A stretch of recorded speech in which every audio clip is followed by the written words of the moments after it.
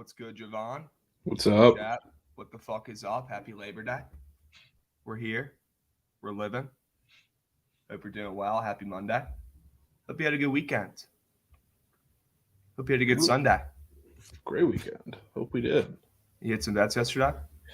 Of course, of course. How about maybe the best college football game of the season?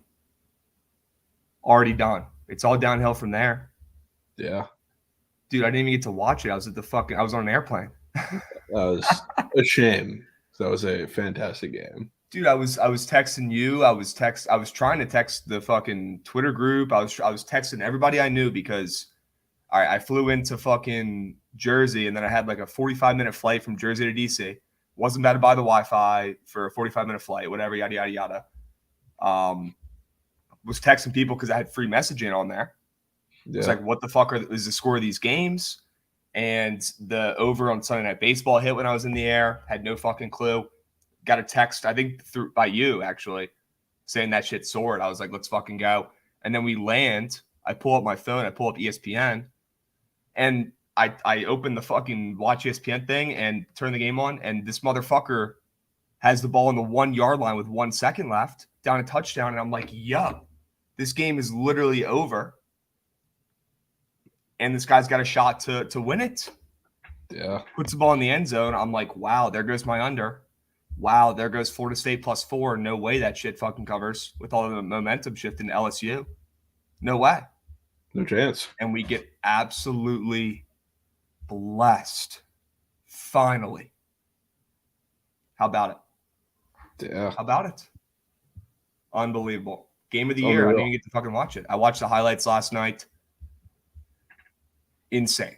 If you had LSU ML, I don't feel bad for you because that's a terrible bet. And you did get tickled. That sucks. It sucks to get tickled. I'd rather lose a bet by 20 than lose a bet like that. That's fucked up. I agree. But don't take LSU minus 160. Why? Why not? Because it doesn't hit. I know. But God. I know. I got some cool stuff when I was down there. Look at this thing. I got a Mexican skull Redskins helmet thing. That thing's nuts. Look at that. Unreal. Like, you bringing anything through customs? I was like, yeah, I got this Redskin skull. They're like, okay, get away from me. You're a freak. I was like, okay, go on. Thank you. I also got this in the mail. Finally came in. Fucking signed Logan Thomas VT helmet. I'm about to return it. Literally about to return it. Unbelievable. I'm about to return it. Should. I'm going to say I want a refund. I didn't know ODU was better than VT. Yeah. They're not. I mean, we played the worst. I mean, Jovan, I was talking about it all week. I said they were going to fucking win. Did I not say they were going to win? Their team is more veteran. Yeah, whatever. But, like, we played the worst game of football you could possibly play. We had, like, 16 turnovers. 4 turnovers and 16 penalties. And we still almost won. I mean, we got to beat ODU. That was ridiculous. But somebody in chat, my guy Jeff, said we should start Taj Bullock. Yeah, we should start Taj Bullock. I agree. And let's run the damn ball. Kenny, VT, still your coins. I'm sorry, bro. Don't bet on our team. We're sorry as shit. Jaden, LSU couldn't have played worse. Yeah, thank God. They still almost won too. So are you, did you watch that game last night? Yes. I'm assuming? Yeah. What are your thoughts on Florida State after that game? I mean, I don't want to say they look good because I'd probably say a takeaway from the game is more that LSU is a team in shambles right now. Like, I don't think we've seen all the stuff with the wide receivers and everything, but like Brian Kelly does not have a hold of that team. They have no direction whatsoever. Jaden Daniels has no flow with that offense. Special teams, terrible, no flow anywhere. So, I mean, it's more so that they're bad than Florida State is good. But I will say Jordan Travis did look pretty good in the game and looked pretty comfortable in that offense for once. So, I don't know. I think it's definitely looking up for them. New regime, new type of offense, everything. I'm excited to see how they play against some of those, mid to bottom level ACC teams. Because if they can get those wins, they'll be in perfect position, I think, to be, slightly above average at least. Right. So that'll be fine. A rare ACCW. How about it? Very rare. How about it? We got a sub bang in here. SB Profit. Let's fucking go. Let's go. That's what I'm talking about. Good looks. Way to start the week off right. I'm not overreacting to LSU yet. I mean, it's Brian Kelly's first game. I think they'll figure it out. Jaden Daniels, we know this guy is extremely inconsistent. We knew that when he was coming here. We saw that guy win and lose games in Arizona State for his team. Shit, he almost put the team on his back and fucking won them the game there at the end too. I mean, he had a NFL type drive, a Pat Mahomes type drive there at the end, 99-yard drive to lead the team there to fucking win. And then they missed the extra point. If they go into OT there, they win that game. They win that game. They do. Not a hot take. They're a better team. But to be fair, I mean, they really realistically wouldn't have had that last play either if it wasn't for the review, because that time would have been gone. Yeah. But still, I thought it was an impressive drive. I mean, dude, you watched the whole game. I watched the highlights last night when I got home. I was impressed by his 99-yard drive there at the end, even if it was a bullshit, free play they got in the end. And I agree with you. I agree with you. And he probably did look like shit the whole game. I'm with you. He did. He did look like shit. And it's not even like ordinarily I wouldn't be kind of pushing the panic button on Brian Kelly after week 1, but it looked like that team just had no direction, really. Okay. And the wide receivers are frustrated not getting the ball. Jaden Daniels is being Jaden Daniels. It's just, I don't know. I don't think he has a hold of that team. So, I mean, I wouldn't be against pushing that panic button right now, and we'll see. Well, they just lost to Florida State, who's not a good team. Yeah, so not good. It shouldn't have come down to an extra point. It shouldn't have come down to a fucking last-minute drive. You're playing Florida State, a rare ACC dub. I'll take it. The craziest part that I thought about, just like the matchup as a team, like they were getting out. I know Florida State has great athletes, but at the end of the day, this is LSU. They were getting beat on the line like crazy. Jaden Daniels had very few times where he had a very clean pocket, which I guess contributed to him being a little bad in that game, but they're getting out physical by Florida State, which is crazy. Absolutely wild. Interesting. Very, very interesting. Well, LSU's got Southern University coming up here, and they'll probably, stomp their teeth in and win that game by 40, as they should. And then they got Mississippi State, New Mexico. So they've got some games coming up here where they need to get some momentum going. I mean, I think Brian Kelly is extremely cringe. We saw that video of him dancing with the recruits. So maybe he kind of deserved this L. I thought that was one of the weirdest videos my eyeballs have ever watched, not even just sports related. Yeah. That was one of the weirdest things I've ever seen in my life. If I was a parent of a recruit and I saw that, I'd be like, this guy is a goofball. This guy is a chotch. This guy's a weirdo. I don't know about him. So maybe this is karma. But I am a Brian Kelly believer, maybe not from a coaching standpoint, but just from, running a team. I've seen this guy maybe not turn Notre Dame around, but I mean, the guy's one hell of a recruiter, and I trust the process, and I trust him, and I trust LSU to kind of figure it out and get better throughout the season here. Our guy, MF Cooler, saying in his fake Southern accent, that was also weird as shit. Yeah. Weird as shit. Just pulling out a fake accent at a pep rally. I don't understand. That's like it's like shit you see in a fucking parallel universe. I don't understand it. But yeah, LSU, panic button should be pushed. You just lost to Florida State. Yeah. I mean, I saw it come in, that spread being at 3 and then going to 4. Didn't even care about the move. Florida State only getting 4 points against Brian Kelly in his first game at LSU. Could have told you that was coming. Could have told you that was coming. What else this weekend? What else this weekend was crazy? First, real weekend of college football. Thank God. We had some good games. Florida. Yeah. Florida came through and had a crazy pick there at the end. What'd you say? Big statement from Florida. Yeah. I mean, we heard so much Utah slurpage acting like they were already in the college football playoff. And they couldn't even beat Florida. I will say though, like I think it's for that one. I think that's more of a statement from Florida than a lack of one from Utah. For me, I still think Utah looked good in that game. I think it's very hard, especially for a Pac-12 team to go into the swamp game 1 and come out alive. Yeah. I mean, I don't think it's any much of a knock on them. I think they were not as great as people would think coming out of the gate, but they still played well. I still believe in that team. I just don't think they're, like you said, give them the trophy already. But I think they played well. I think Florida played well too. Florida's going to be a pretty high staple on top of that conference too. That was a great game. I loved it. And Florida's quarterback, his name is escaping me right now, but he's a fucking stud. What's his name again? Anthony Richardson. Yeah. He impresses me. I mean, we know he can run the fuck out of the ball, but you know, as time goes on and he becomes a more poised passer, this kid is good. And I'm not saying Florida's really back, but I mean, having them be an underdog in the swamp at home was extremely disrespectful. They took that personally. That personally. Against Utah, come on. That was a ridiculous line. I don't understand it. I was getting like college football, basketball vibes with that line. I was like, how do you not take Florida here with the points at home against a top 10 ranked team? This is Utah. It's not even like it was an SEC, you know, historically good program. Come on now. Jake, you're right. Florida could lose this week. You know, we like selling high on these teams.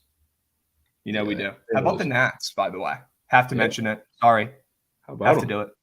How about them? 2 7-1 wins. Insane. Bonkers. Unreal. With Corbin in the mound, one of them too. Wild. Hey, don't let the Nats get hot. That's all I'm going to say. Best stretch of the season. 10-10 in our last 20. How about it? You know what we're going to do? We're going to fuck around and end the season here decently. And we're going to not get the first overall draft pick because we're fucking idiots. That's what we're going to do. Yeah. But shout out Meneses. Shout out Vargas, who I can't even say or remember his first name, how to say it. Don't even know. Don't even care. But he's hitting 350. This team's got heart. That's all I'm going to say. We're not going to talk about the Nats all the time. I know you guys hate it. That's all I'm going to say. Don't let the Nats get hot. Don't let Pat Corbin get hot. Pat Corbin throwing a lot more sinkers, not as many sliders, and he's not throwing BP anymore. Let's see if he's onto something. Let's see. I'm not saying he's back, okay? Let's not get crazy. But that was a really good start from him against a really good team. Let's see what he does. Let's see what he does in his next start. He'll probably get rocked. He'll probably get rocked. I wanted to shout out Romano on Toronto. I don't think anyone's ever given this dude credit. He's fucking nasty.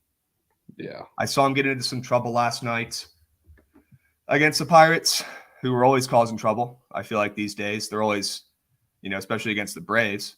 Just classic. But that guy, he let 2 people on base and then he struck out the side. But Jordan Romano is fucking disgusting. The closer up in Toronto. Nobody talks about this guy. He is locked down. I'd like this guy closing down games for my team right now. It's a shame Toronto can't get it figured out and get some consistency going, you know, at the plate. But Jordan Romano, nasty. Gross. I chirped Jordan Romano a lot in the beginning of the year, Bill the Kid, and that's why I'm giving him some credit now. I know. He was bad. But he looks – I watched the highlights of him closing that game down last night. He looked gross.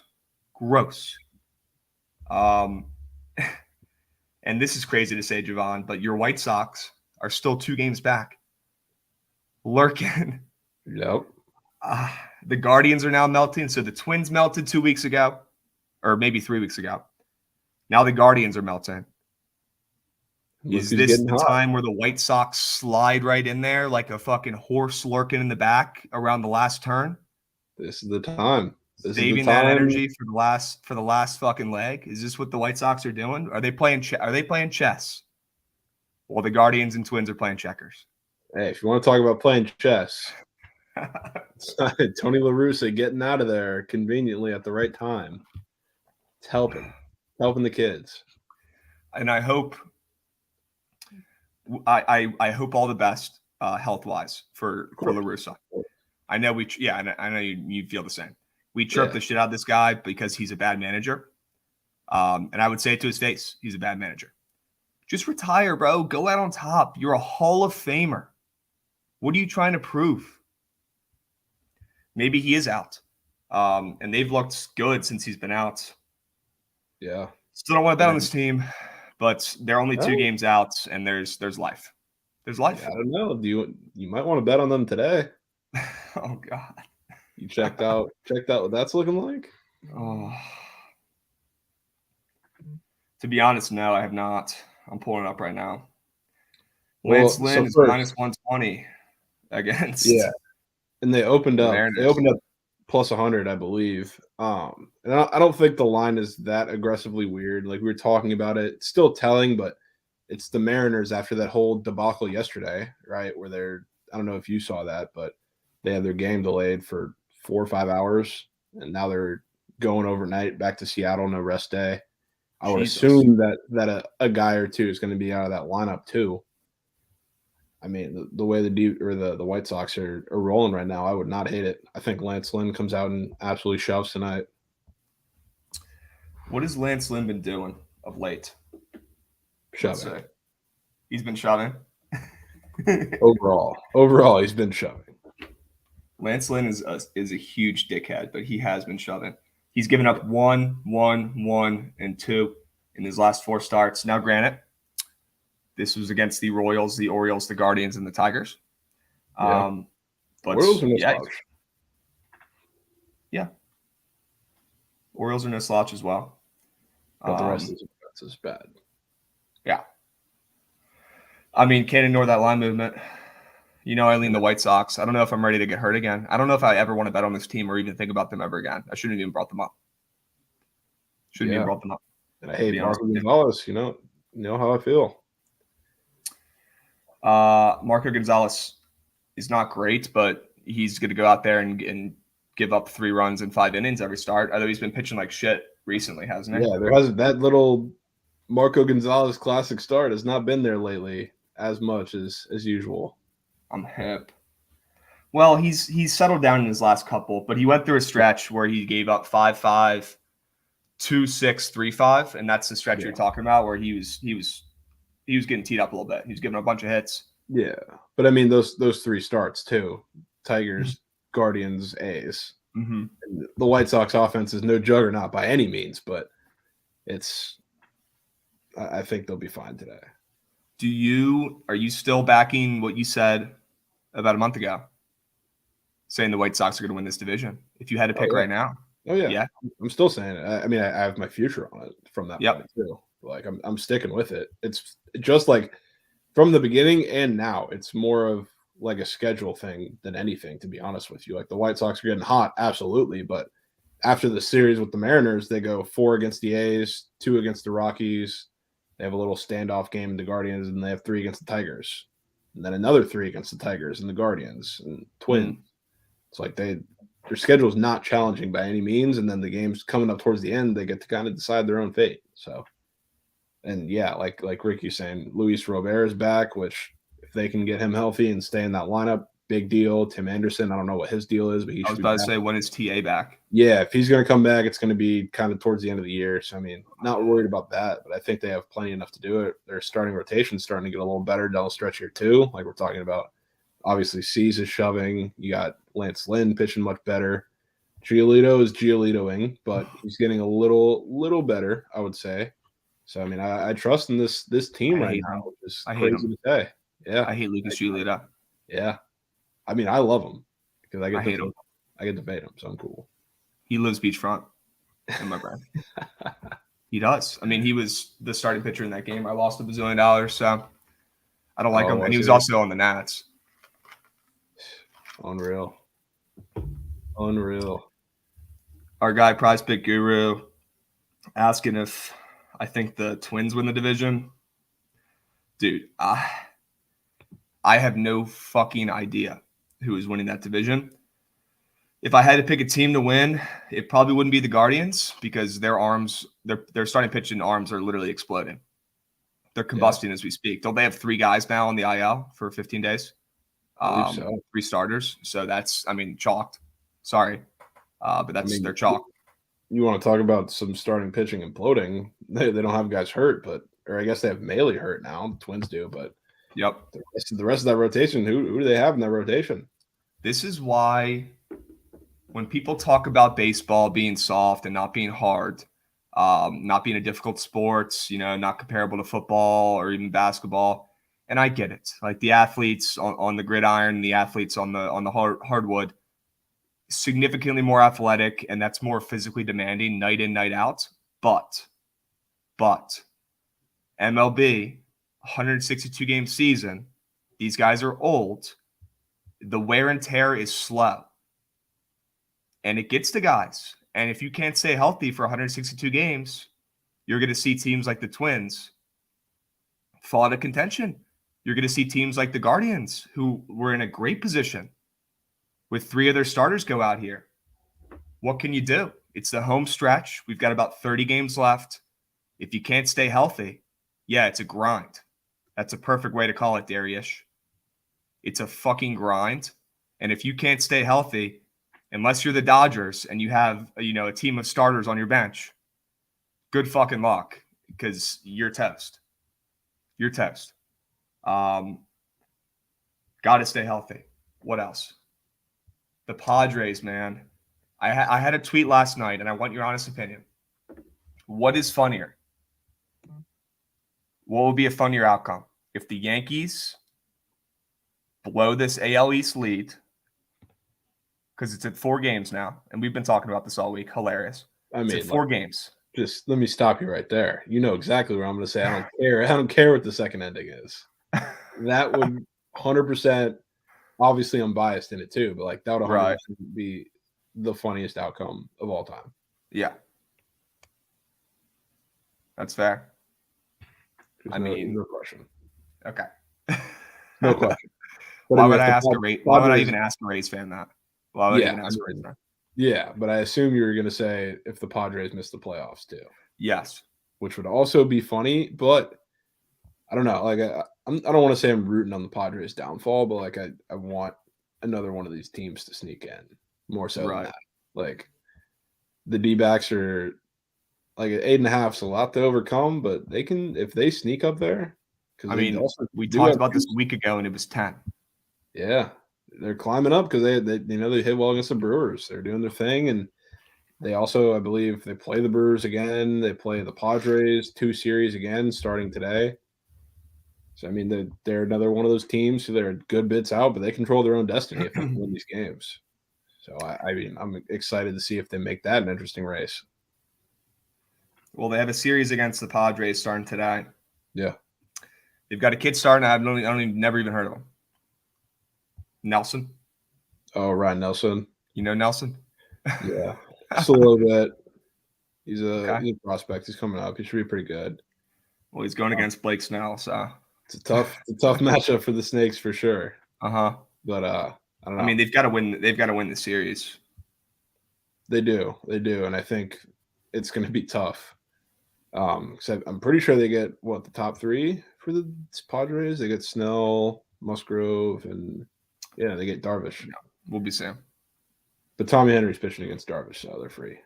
Okay, Tommy Henry, no hitter. Yeah. Well, I wanted to bring up the Padres, number one, because it's hilarious watching them just absolutely fold like a Dollar Tree lawn chair. Number 2, I'm not preying on their downfall, but I'm sitting back with my legs kicked up and a bowl of popcorn, and I'm enjoying the damn show and watching my guys come over there and play like shit. I keep going back and forth. I'm like, God, I want to root for Josh Bell and Soto and these guys to do well. But then I'm like, they're not on the Nats anymore. I don't really care. And maybe I kind of do want to see them fold, and that'd be kind of funny. So I keep going back and forth. Soto and Bell have looked like dog shit since they've come over. Drury looks like half the hitter he was. Josh Hader doesn't even really close games that much anymore. They could be fucked. Their defense, they went from having the best rated defense, and then they make the move for these guys, and now they have the worst rated defense over the last 2 months. Yeah. Something's going on. It's not just physical, it's mental. And I get it. The pressure's on. The pressure's on. These guys come over, so the guys on the team already are like, fuck. Now we've got this super team. People were throwing around super team, Jovan. super team assembled. We have to play well and step it up and win. So that's added pressure. So then you're going to play tight and then you're going to play like shit. And then the guys coming over, like Drury, Bell, and Soto and Hader, who were on, not really Hader, but the other guys who were on shit teams playing with no pressure, come over with maximum pressure to get this team, securely and safe into the playoffs. And now they're all playing like shit. So they're playing tight. I blame it mainly on Bob Melvin there. He looks fucking wired and he looks flustered, I think is a good word. He looks flustered, arguing every call, running around like a weirdo in the dugout. They were showing him all night last night. I was watching in the airport. Get your boys in line. Get your ducks in a row, Melvin, because something's going on and your team might not make the fucking playoffs. Plain and simple. Wouldn't that be something? I mean, who I think is the weirdest player in all of this? It's the Phillies. They're just nobody's talking about them. Nobody's talking about them because they're just like quietly. I know I'd say they're a little below average, but they're just kind of average. They're just sitting in that third wild card spot, playing terribly for a little stretch, and then they're playing okay, and then they're not really doing anything to move up or down because the teams below them, like the Brewers, are not playing well, and then the Giants and D-backs are still a ways out. The Padres are doing Padres things. Like, I don't know what to make of the Phillies right now. Like, could they collapse coming down the stretch? Maybe.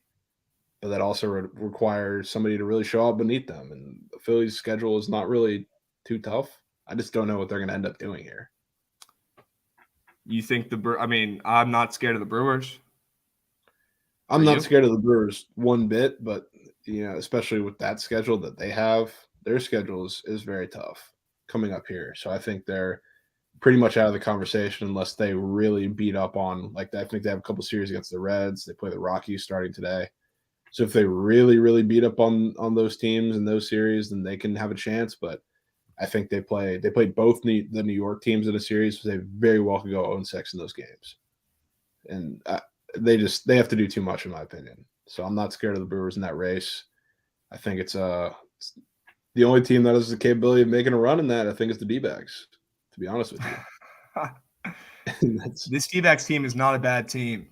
I'm going to say it again. This D-backs team is not a bad team.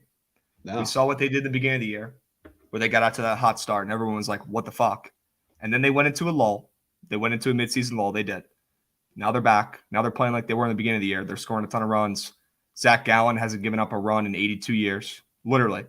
I think he hasn't given up a run in over 40 innings. Yeah. That dude is fucking nasty.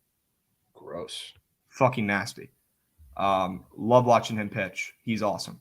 X-ray, isn't he? I'm sorry. Right? He was. Love watching the Snakes play. Good for baseball for teams like that making noise. We need more of that. We're gonna have our guy DeGen and not Major Matt come on here to talk some NFL, talk some futures, stuff like that here in a minute. Before we do, I wanted to shout out the Live Tour. Yes, the Live Tour. I don't know if I like it yet. I don't know if I'm getting behind it, but the most electric Live Tour event by far yesterday. Dustin Johnson hit an eagle putt to win it in sudden death. It was awesome. They got Cam Smith playing over there now. He's the second best golfer in the world. Live Tour is making noise. They're starting to get these good players, and honestly, I've enjoyed following it. So that's all I'm going to say about that. Jovan, I know you're not a big golf guy, but the Live Tour is making some noise. And yesterday was a dope tournament. Love to see it. Dope tournament. We've got some football talk. We've got a game tonight. Excuse me. We've got a game tonight. I'm going to bring DeGen on because he looks ready to roll. We can talk football. We can talk this college football game, and then we can get into the NFL stuff.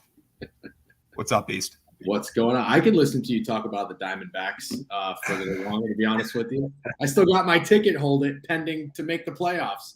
Like 50-1 I got in June. That's not looking so good, though. Life. We got life. There's life. You never know. My Rays fan friend texted me today and said, we need to be rooting for the Blue Jays in this Orioles series. Jovan, do you agree? Do we fear the Orioles more than we fear the Blue Jays? Yes. I definitely fear the Orioles. But in terms of in terms of like playoff position, I don't think both of these teams are getting in. So it's really one or the other. But I would much rather see the Blue Jays. That's for damn sure. You'd rather face the Blue Jays. Yeah. Oh yeah. Okay, I agree. All right. So we're all on board. We're Team Blue Jay. Oh yeah. I mean, the Orioles have a horseshoe up their ass. They do. I'm not looking to play them anytime soon in the playoffs. They do, bro. Oh man, Aaron Judge is back. By the way, guys, he just hit a double. Oh, so he's back. He's always back. He plays the Rays. Well, he literally was the only one that scored runs for the Yankees in that series. He won the game yesterday by himself. I think they only had 3 runs against you guys. The most Rays Yankees series ever. Yeah. Low scoring, nail biters, awesome. Well, awesome more in baseball. In that series, Jovan texted me the night before, said, "Hey, lock this in." I think I woke up in the middle of the night to pee, and I checked my phone, and Jovan says, "Lock in the Rays." I think it was when Springs was pitching, and the total I think was like 7, and the over was juiced to 120, and it ended up being 9-0. I can't believe the Rays scored 9 runs. I had to check my phone multiple times to see if that was a typo. Yeah, I couldn't believe it either. That was amazing. They got it done. It was the Rays. It was a weird day. I completely forgot about baseball. I'm not sorry. Saturday. Baseball, and I'll be honest with you. I kind of missed it, and I was quickly reminded of the filth when I saw today that Lance Lynn is on the move from an underdog to -120 against the Mariners, who won 7 straight. And so already I'm like, I missed staring at this every day for 6 hours a day. It was nice to get a little break and analyze, all these other football lines. But pretty good weekend, right, in college football across the board? Dude, I mean, yeah, profit-wise, yes. But now I can't stop thinking about how I might have to bet on the White Sox today. Now I'm getting nervous. I know. I hate that. I know. For our sake, we'll bet it for you. You might have to bet it. You might have to bet it for me. Yeah. Are you guys taking Clemson tonight? I don't know if you already talked about that. Oof, I did not. I want to bring on Matt though. We could talk about this college football game, and then we'll dive into some NFL stuff. But let's bring on the goats. What's up, Matt? What's up, guys? How we doing? Doing well, brother. Doing well. You're the Bucks? I'm at the Bucks, bro. I'm staying on the ranch. Life is rough, brother. It's rough out here. I'm at the Bucks right now. Where are you at, bro? I just moved up to San Jose from Southern California, so kind of close to Santa Clara, about an hour away from San Francisco. If anyone's familiar with the area. Word. Okay. Well, do you have any bets in this college football game tonight? We're about to talk Clemson, Georgia Tech. I don't know what the fuck I want to bet in this one. I honestly might stay away. DeGen, I know you've already locked in Clemson. I think you got a pretty decent number. What is your angle on that, DeGen? I very rarely do I ever see you lay -20. I need to know what's going on here. Yeah, well, it's funny. I almost hopped in at Georgia, not to try to sound like, I would have been on the right side of a bet, but it was either Ohio State or Georgia that was covering one of those big upsets. And once I realized, I've seen everyone on Ohio State and not really that much Georgia talk. I was like, maybe I'll go Georgia, but you're right. I was like, I already had Clemson locked in. I don't want many too big favorites. You know what I mean? But this is my first football brain bet of the weekend where I'm not really analyzing the line. I'm buying Clemson this year. I think that they're I really value coaching staffs. I'm not really a big Dabo Swinney guy. I think he's kind of cheesy. But you got to obviously, I respect the success he's brought there. But they lost both coordinators. But I think that this could be like a Jordan Love spark towards Aaron Rodgers with them bringing in this 5-star stud from Texas. I think his name's like Cade Klubnik or something. Because I don't know what the hell happened to DJ Ukulele. Because his first 2 college games he ever played, one was on the road in Notre Dame that I watched because I'm a Notre Dame fan. That was amazing. He had like a near perfect quarterback rating in his first 2 games. And then last year, he looked terrible. So I think they're going to stick with him. Now they got this guy, so he's got some competition. He's not, he doesn't have job security. So I saw it was 19. I saw it was on the move. I think I got it at 22. Now it's 23.5. I don't know if it's 24. But I think Georgia Tech's going to be terrible. If you want me to tell you what my betting brain thinks, I kind of thought that the number might have been a little too low for Clemson, but I'm going to throw that out the window. I think the odds makers don't know what to do with Clemson yet. So I think that this might be a good opportunity to it's public Monday. You just had the public kind of get kicked in the nuts yesterday with LSU going down. I think they're going to do just fine today. I can't imagine anyone's taking Georgia Tech. But I'm not going to be contrarian just for the sake of it today. I think Clemson rolls, probably wins this game like 45-7.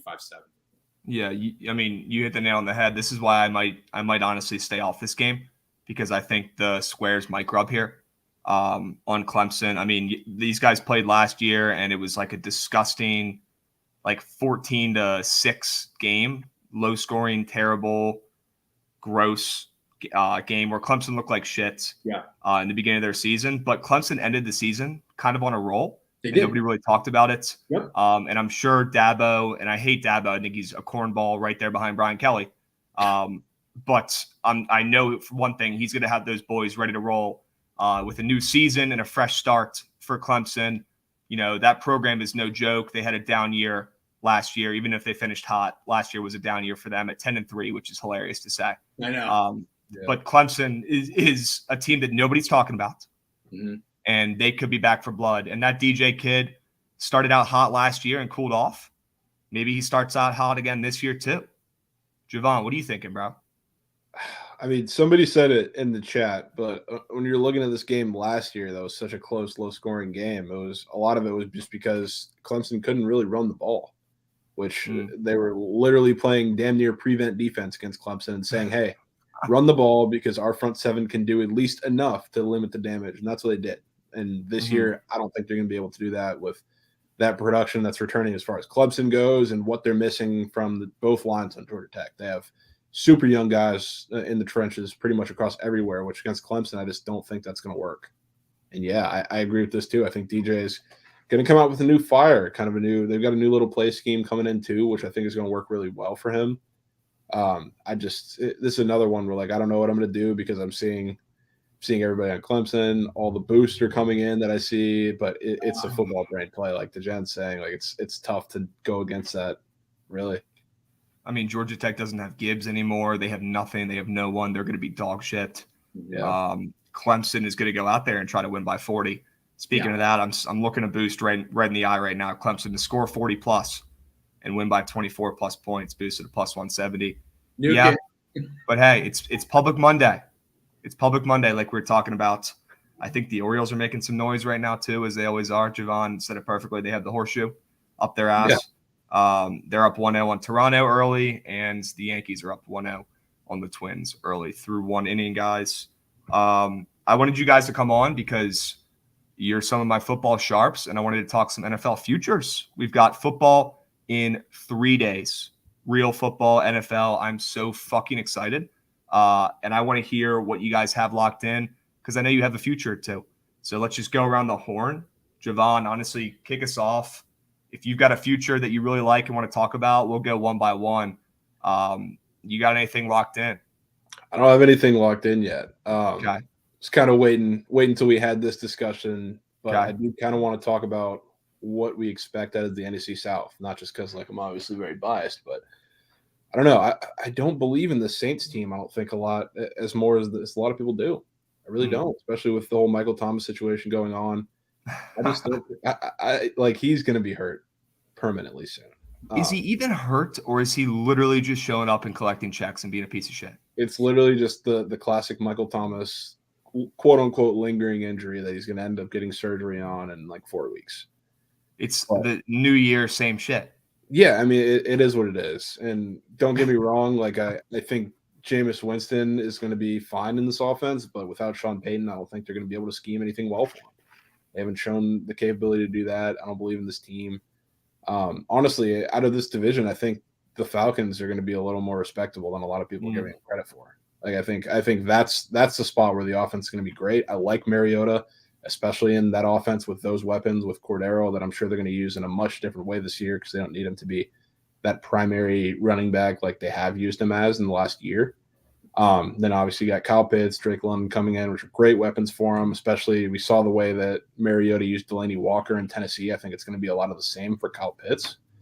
I know everybody is loving that under 5 win total, and I just don't think it's as free as a lot of people think. I think that it's going to be really close. I think the Falcons damn near might come out and beat the Saints week 1.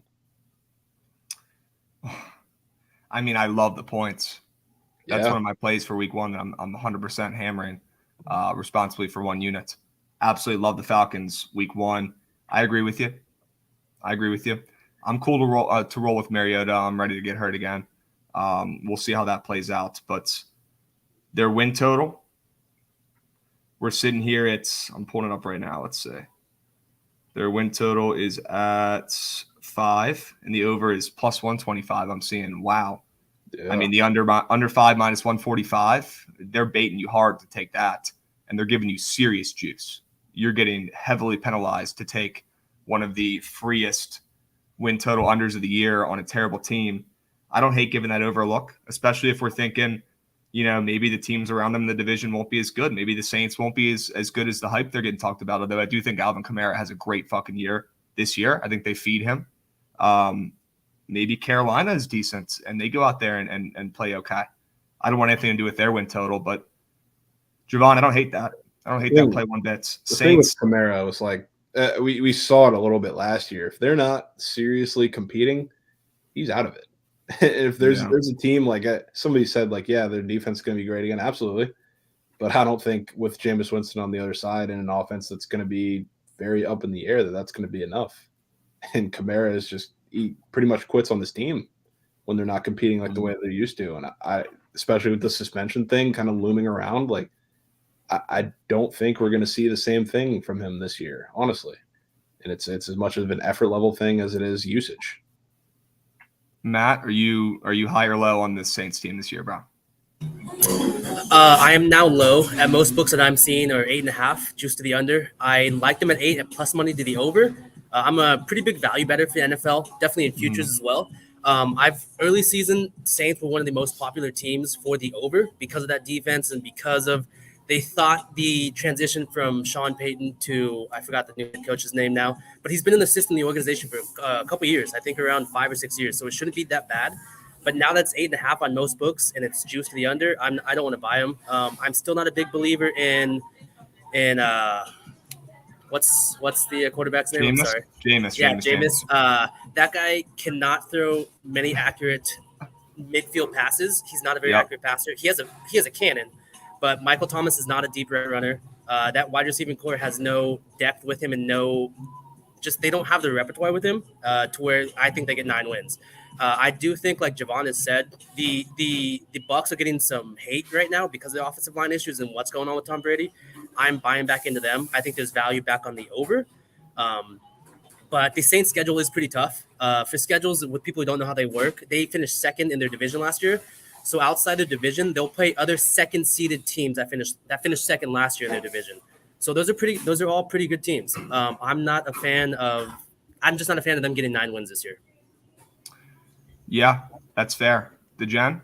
I'll just give you a positive spin on the Saints. I'm not confident in them either. I think there's a way to get cute and play the Saints this year. If you're not a believer in the Bucs, which I'm not going to fade Tom Brady, but if you think he might, if he might get hurt with the injuries going on with the interior, maybe he retires, maybe just some weird shit happens. Who knows? Why not take him to win the NFC South? Why not take him to make the playoffs? I'm not going to do it. But I like their additions that they made with they got the Honey Badger. And I got to be honest, I really like Chris Olave. I'm not giving up on Jarvis Landry yet. I mean, he can play. So I know they don't have depth. Jameis, verdict's kind of out. I get it. Dennis Allen's a new coach, by the way. But I don't know what to think about him. I think the Saints, for whatever reason, they have the Bucs number too. So that always kind of concerns me. Mm-hmm. Defense just knows how to attack him and how to rattle Brady for, again, whatever reason. And if they do get to the playoffs, I've always felt that Sean Payton was the one holding them back. The play calling always gets terrible. They get so conservative. They don't throw the ball downfield. My biggest question mark is Kamara getting suspended or not? I think something's still going on there. He's not? I don't think he'll be suspended until next year, probably. They keep pushing the court date back. Yeah. I don't think Goodell's going to be in any rush to suspend him. We've seen Goodell, try to find ways to let his players play more through bullshit. Yeah. Too many question marks. Too many question marks. I think it's a pass on the Saints, but I would lean towards Jovan. I'm not as high on them as most people are, but they could. You never know. They could still be a problem. Yeah, I think the common perception is that it's going to be the Bucs and the Saints in the top category, and then far, far away it's going to be Panthers, Falcons. I just think that that gap in the middle between the Saints and Falcons is going to be quite a bit smaller than people think. Agreed. Sure. I think it's going to be kind of a shit show in that division this year, with probably Tom Brady coming out on top like he always does. Yep. Matt, what is your favorite NFL future of the year? What do you got, my man? My favorite one that I found, it's the one I actually talked to you about. It's the Cowboys under. I am very low on the Cowboys this year. I know Trent has CeeDee Lamb's touchdowns, which I hope he fucking gets his touchdowns for Trent. I'm not a big believer in losing your best offensive lineman, especially that being the left tackle. And the way having the highest paid running back, his season yards is at under 1,000, which is ridiculous to me. That's telling me that obviously is over under yards for his predictive futures. He's not going to have a good year. Obviously, we all know Tony Pollard is a better running back. He's a better athlete, and he's just a better player at this time in their career, even though Zeke isn't even 30 yet, I don't think. But Jerry Jones has already come out and said this year he's going to feed Zeke the rock for whatever reason. They have a fascination with this guy, and they just need to feel like they have to get that value for what they paid him, what they overpaid him, I should say. Yeah. I'm not a fan of losing your second and your number 1 and 3rd string wide receiver. I'm not a fan of Dalton Schultz being the number 2 possible option on your team. That's a good pickup for them. That is a good pickup, but Jason Peters is also 50 years old. So at 50 years old, at 300 pounds, at 6'5" or 6'7", whatever he is, those knees don't hold up for too long. Trust me. I'm 30, my knees hurt. But I'm also, interesting enough, we all know Matt Rule. I know DJ knows. Matt Rule has the highest odds to be the first coach to be fired this year. Anyone want to guess who the fucking second highest odds are? Is it McCarthy? I'm assuming. Fucking Mike McCarthy. Yeah. Terrible coach.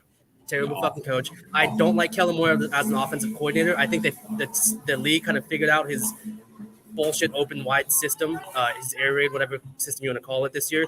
I'm not a fan of them. I am high on obviously the Eagles defense. I am high. I do like the Commanders defense, and I like the way the Giants have done with their defense in the offseason as well. Yeah. Giants defense is always fine. They're always fine. The defensive line is also what I'm looking at. The Cowboys offensive line is just bad. And if they just want to feed the rock to Zeke, I am just very low on that team. And at 10.5, I don't see them getting 11 wins. It's very tough when I looked at their schedule. Again, they finished first last year, so they're playing all the best teams in every division last year. That's a tough schedule. And they have a late bye week. Yeah, I'm always down to fade the Cowboys. I think they're almost like the Yankees for the NFL, right? Where everyone's always high on them every year, and they're in a division where the Cowboys tax. They're in a division where they should, come out on top every year. But we know in the past, look at the last 15 years, a team that wins that division never fucking wins the next year. Plain and simple. And the NFC East, as an NFC East guy, unfortunately, for better or worse, we all beat up on each other and we all stink. So, we're probably going to all split with them. So there's 3 losses right there for the Cowboys. And I wouldn't be surprised for them to soar under on that win total. I wouldn't be surprised if they don't even get to 10 wins. Let's get the Commanders plus 500. Let's start talking about that. We don't have to talk about that. I'm not talking about that, but DeGen, you got anything, bro? You got any futures you really like you want to talk about? Yeah, I would just say on the Cowboys note, I would bet on Mike McCarthy, first coach fired every year until it happens. I feel like you have to make money. The only thing I think the Cowboys did good is hire Dan Quinn to be their defensive coordinator. From the Falcons. That did everything for them. I think that helped them with their success. I have a feeling. I thought I liked Dak Prescott. I think the guy's just a stat patter. I just don't think he's a winner. I really don't. I want to like him. I want to like Dak. I got nothing against Dak. I love the draft pick. I want to back him every which way. I think I took him MVP last year, but I think he only really performs when the game's out of reach. I really do. And I mean, even look, every time the Cowboys are like almost in it, and look how the season ended last year. With the perfect, that's just how the Cowboys are. And I think, it's McCarthy, but it's also a little bit of Dak too. Speaking of that, before I get into my bets, I'm curious to hear what you guys think about the Eagles, because I'm hearing a lot of Eagles love this. I don't get it, man. I don't know. It's too much now. It's too much. I don't know if I can get behind it. And I didn't know what to do with the Eagles last year. I was hot and cold on them. And then the one time I think I wanted to get behind them, I think I actually bet on them. This was a trap I fell right into in the playoffs against the Bucs. I was like, I'll take, a 9.5 point spread or something. And I think I even took like the Eagles to score first or something. I don't know what I was thinking. It wasn't even a game. And then, their coach is kind of a dweeb. I'm really not sure about him, but I'm hearing the Jordan Davis draft pick. I've heard people saying they're going to take him to be defensive rookie of the year. Sure, AJ Brown's a good pickup, but I don't know, man. Is Jalen Hurts that good yet? I don't think so. I think he needs a couple more years to prove it to me. Yeah, I mean, we're seeing the odds shift in that division. The Cowboys at one point were around -150 to win the division, and the Eagles were around +250, with my commies at +500, and then the Giants are the Giants. Now we're seeing the Cowboys and the Eagles both at +150. So the Eagles are bringing in tons of money. I know that for a fact. I've seen tweets about it. The Eagles are bringing in a bunch of money to win that division. They're one of the most heavily bet teams on their win total over. I love Jalen Hurts on my fantasy team. I don't love Jalen Hurts when my team is down 3 with 2 minutes left to come back and win, and we have to throw the ball and get down the field. The dude is a fucking beast and a machine, and he makes incredible plays. But I need to see a season of him, looking good in the pocket, making great passes. I'm not trying to sound like a boomer and say some Lamar Jackson, this guy's a running back, can't throw bullshit yet. Jalen Hurts, I've seen the guy play great for a little bit, but I've also seen him have some disgustingly terrible throws. I'm with you. They're getting way too much love. They have so many new pieces this season that, yeah, they've got some cool new toys. I agree. Yes. But we haven't even seen them play together yet. Let's see what the fuck happens here. This is still the Eagles. That's kind of my point. Yeah. I will say, though, because we're all pretty low collectively on the Cowboys. If we're low on the Cowboys, who else is going to be pretty competent in that division? Yeah, to be real with you, I think that has as much to do with it as anything. We know the Eagles' defense is going to be good in some form or fashion. Hurts in the offense is really the question. It's just, looking at their schedule too. Schedule is cake. Yeah. So I think that for me I'm not like super high on the Eagles, but I think it's a little justified looking at all of that. Yeah, everything points to them doing well this year, which is why I don't think they do. I was Mid-Major Matt came into one of my Twitter spaces and he pitched the Commanders under, and it was very well done. Since then, but here's the problem, Krabs. Here's the problem. Since then, all I've seen is Commanders and Carson Wentz slander. So as a contrarian, I'm getting a little concerned.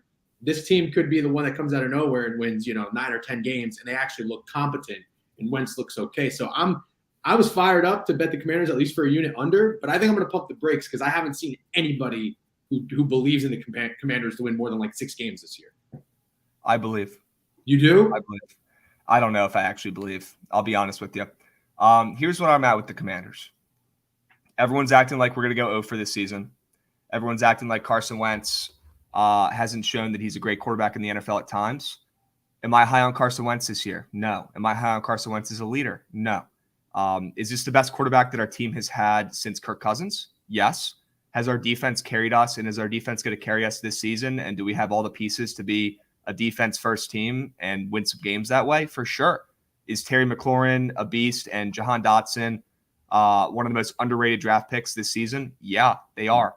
And we've got an absolute three-headed monster, in the backfield with Gibson, Robinson, and McKissick, who's one of the most underrated running backs in football. And our D-line is top 5 in the NFL. And our O-line is pretty fucking decent. I'd say they're average, maybe even a speck above. I put them at average, though. We know games are won in the trenches. Ron Rivera, it's now or never, my man. If you don't take us to the playoffs this year, you're fired. You're out of here. We're restarting again, like clockwork. We've seen this movie before. It is what it is. It happens. But I will say, in Carolina, in his 3rd year there, that's when they went to the Super Bowl. So maybe he does it this year. This is his 3rd year coaching. Let's see what happens. I'll take the under, Krabs. Nobody's high on the Commanders this year for good reason. Yes. For good reason. We are a dumpster fire. We are the worst run organization in all of sports. I get it. But we've talked about it. We don't like anyone else in their division. Yeah. I think it's going to be one of those classic NFC East seasons where everybody is just overall pretty mid. Everyone sucks. Yeah. I'd say I'm higher than a lot of people on the rest of that division just because I don't think everybody else is going to be that good. And obviously the Commanders and the Giants and even the Eagles are playing very soft schedules. So yeah, I think that's what it has to do with for me. I'm cool with the Commanders. I think Carson Wentz is better than a lot of people give him credit for. He's just inconsistent. And he's obviously one of the best offensive weapons at QB that the Commanders have had some time. So yep. I think he'll be fine, especially for a defense team. Go ahead. What do you got, John? I was just gonna say Jahan Dotson, look out for this kid. I think he has 1,000 yards this year. I think him and Terry McLaurin are gonna cause issues. I really do. Is Carson Wentz gonna throw a pick or two this season that probably lose us a game? Yeah, 100%. But this is the best roster that we have had in quite some time. If Riverboat Ron is as good of a coach as the public thinks, to be honest, guys, I don't love Ron Rivera. I don't. I haven't seen him really coach well at all. I'm not as high on him as a lot of people are, but I'm wrong a lot.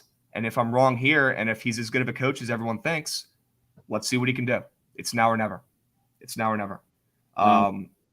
Dotson, by the way, Penn State guy, and just after Chris Godwin, any receiver that comes out of Penn State, I'm just automatically going to chalk it up to he'll be a success, because Chris Godwin was like, I love Mike Evans to death, but Chris Godwin, he was 1A, 1B. He was like one. Yeah, and he's recovering very fast from his injury, and he's going to be playing pretty soon. I know Jovan knows. Yeah, really. All right, so no brace. On that note, I'll give you a team that I'm high on this year, and it's really no surprise, but it's more so strictly about their head coach, and it's Kyle Shanahan. And he's his offense and what he's now capable of doing with a player like Trey Lance. But I'm gonna just preface this whole thing by saying I don't know a damn thing about Trey Lance. The guy didn't play football his senior year. I didn't watch him in his junior year at North Dakota State. So I'm not going to come in here spitting stats or facts about him as a player. But it doesn't matter, because Kyle Shanahan was able to get to the Super Bowl, almost able to win it, and almost got there again with Jimmy Garoppolo. And I'm not a Jimmy Garoppolo hater at all. I even put $25 on win the NFL MVP a year or two ago, just because why not? Accuracy. Jimmy Garoppolo. 10 yards and in, he's the most accurate passer in the NFL. Over 20 yards, he's second to last. Do you know who's last? Drew Lock.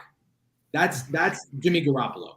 You will win with him. You will not win because of him. Now, yards per attempt. These are insane stats, by the way. I dug them through Warren Sharp's book. It's unbelievable. Yards per attempt. Jimmy Garoppolo led the league. More than Aaron Rodgers, more than anybody, more than Patrick Mahomes. Is it because he's throwing the ball downfield? No. It's because of the system. It's because of the play calls and the designs that get the wide receiver separation and the yards after catch. That's what the Niners do. They lead the league in yards after catch. George Kittle getting Deebo Samuel back. Elijah Mitchell looks to be pretty good.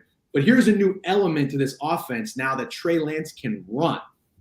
So that makes it from going from 11 defenders, basically defending 10 players, to 11 have to defending 11 players. So it's going to be interesting. You know, the last time Kyle Shanahan had a running quarterback was Robert Griffin. Yeah, and I do. The Redskins at the time had 3 straight losing seasons. Robert Griffin, they went 10-6 and went to the playoffs. Dominant. Yeah. I don't know did Griffin get to the Pro Bowl? I mean, it was crazy. And you see the player. Know. Yeah, I don't know either, but you see the player Robert Griffin was after Shanahan leaves. And then Shanahan, obviously, you know what he did with the Falcons and whatnot. But my point is, I just believe in this guy's system. Is he like a really good coach? I don't know. His record's not great. When Jimmy Garoppolo gets hurt, his record's terrible. Mm-hmm. When Jimmy Garoppolo plays, it's pretty good. I think he's winning like 69% of his games. Yep. But I don't know anything about Trey Lance, but I know that Kyle Shanahan wanted him. I thought the draft pick was insane. I heard all the rumors were Mac Jones, whatever. But I think at the end of the day, all he really wants is a guy that can run. He wants an athlete at that position. I think what's going to happen is this offense is going to be a nightmare. I think it's going to be terrifying. And after the Niners defense lost the defensive guru, Robert Saleh, their defense got better. So, and that's another team I'm fading is the Jets.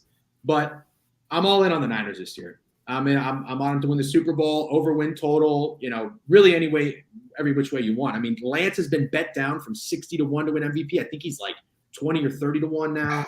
I might not go that far, but maybe I'll sprinkle on it. I don't know. But I think the Niners are going to be a problem this year. Couldn't agree more. And as a guy who Shanahan has made us look like a joke, with him leaving DC, another young coach that's left DC, and he's a fucking genius and is better than what we got. I'm man enough to say that he is a fucking genius, and I like him as well. And I like that team. They're stacked. A guy on that team who is going to absolutely break out this year and dominate is Brandon Ayuk. Yeah. It's time for Brandon Ayuk to go out there and have a fucking year. If Trey Lance can throw the ball at all, he's gonna fucking feed this guy. And we know, fucking why am I blanking on his name? The Debo Samuels. He's gonna be getting double covered damn near every fucking game. Ayuk is gonna be the guy that takes you guys to the promised land, to Jen. He's gonna be the guy you need to step up. And from what I'm hearing, he's out of the doghouse. I'm not a Niners fan. I know.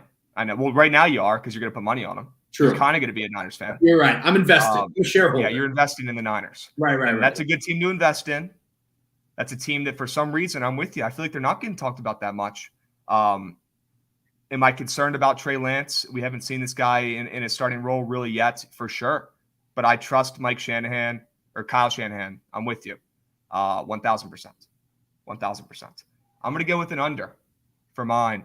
I love the Bengals under 10 wins this season, pretty much strictly for two reasons. Number one, I think the lines are weird here on the books for some stuff. The Bengals are only plus 110 to miss the playoffs. I think that's a little sus. They're only minus 130 to make the playoffs. Thought that was kind of interesting after going to the Super Bowl last year and people were acting like Joe Burrow is the next Tom Brady. Joe Burrow is fucking good. I agree. But this team did not really get any worse. They actually patched up their O-line a little bit, which was their one weakness, and they're only plus 110 to miss the playoffs. I thought that was fucking weird. I like their under 10 wins this season at minus 130. I know it's a little bit juiced. I don't really give a shit, and I like the push potential there. We've seen the odds shift towards the under. The sharps are on it, and that line has moved down for good reason. And I think it's because that division around them has gotten significantly better. I love the Ravens this season. And guys, I fucking hate the Ravens. I grew up in Maryland where everyone's a Ravens fan and no one was a fucking Washington fan. And I hated their guts because they're good. I'm not a Ravens guy. Just because I'm in this area doesn't mean I like them. So if I'm coming out and saying I'm high on them this year, and I'm extremely high on Lamar as well, I think the fucking Ravens win that division. I think they've gotten better this year. I think Lamar is going to have an MVP type season again. I think the Browns, once that shithead Watson's back, they're going to cause some issues, and they've got some really good running backs that could keep them afloat, and they'll be playing decent this season too. I'm just high on the teams around them. The Steelers, don't sleep on Mike Tomlin. Don't sleep on that defense. Najee Harris, those games are going to be weird. The Steelers are going to be a well-coached, decent team, even if they do have Mitch Trubisky at quarterback. They're going to be a low-risk offense. They're going to hand the ball off. They're going to trust Watt and company on the defensive end. They're going to cause issues.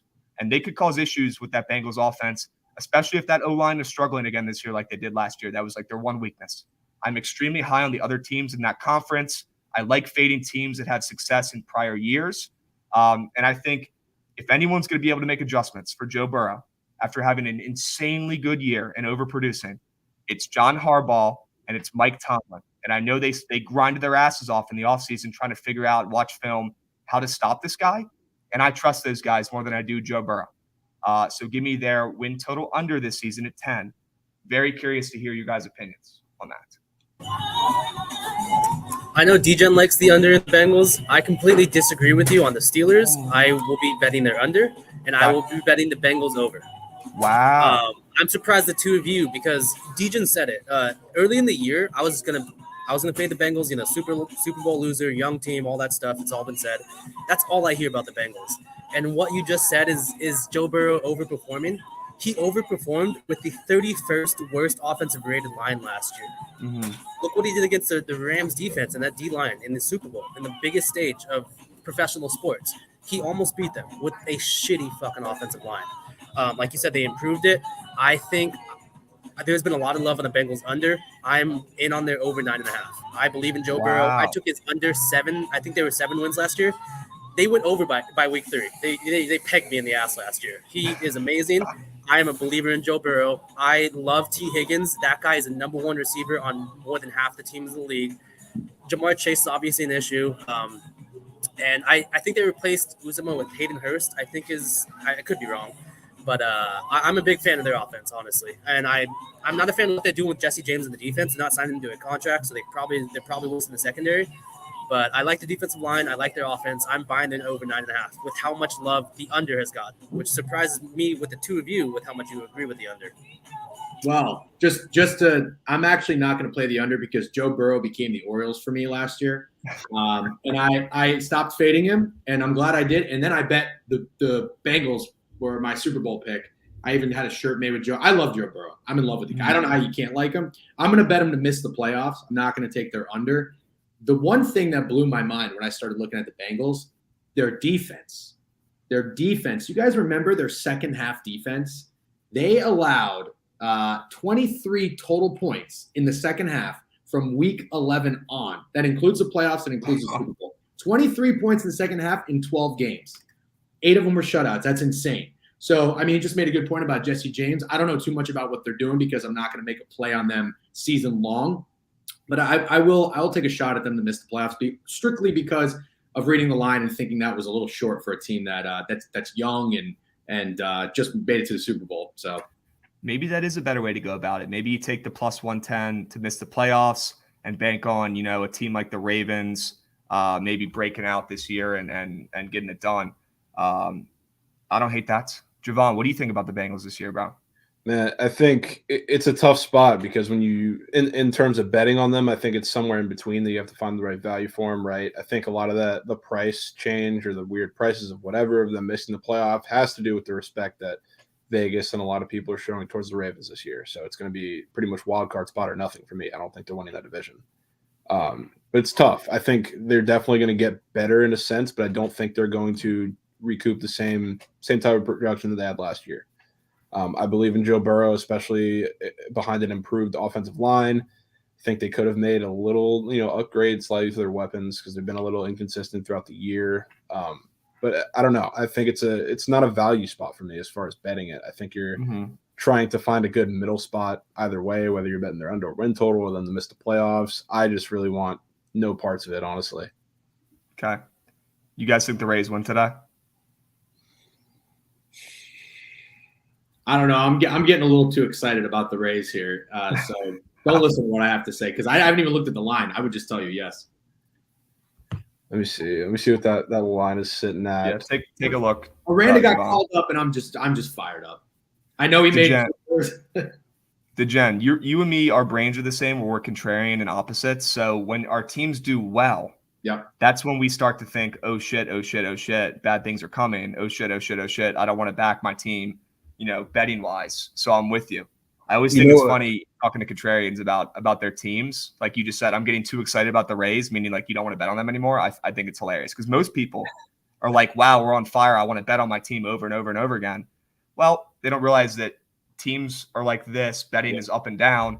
And even the Yankees, the greatest team ever, they already got their fucking World Series rings halfway through the season. Look at what they've been doing. It's all ups and downs for all teams in all sports, no matter what. I have a tough time betting on my team, but I'll tell you, the one time I threw it out the window was the Bucs Super Bowl run with Tom Brady. And after we lost to the Saints twice in the regular season, the Bucs were a contrarian underdog. And I just said to myself, I was like, you know what?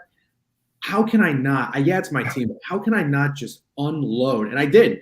I mean, just 5 units on the Bucs. And then after that, I was like, you know what, fuck, he's going to end Drew Brees' career. You know what's going to happen next? He's going to end Aaron Rodgers' career. I just threw everything out the window that I believed in when it comes to betting your team and just went on the run for the Bucs. So since I had success doing that, I try to be a little careful. But, man, I'm not counting out the Rays just yet. They're getting healthy. They can get into the playoffs. I think they're going to be a problem. But I'll let Jovan talk.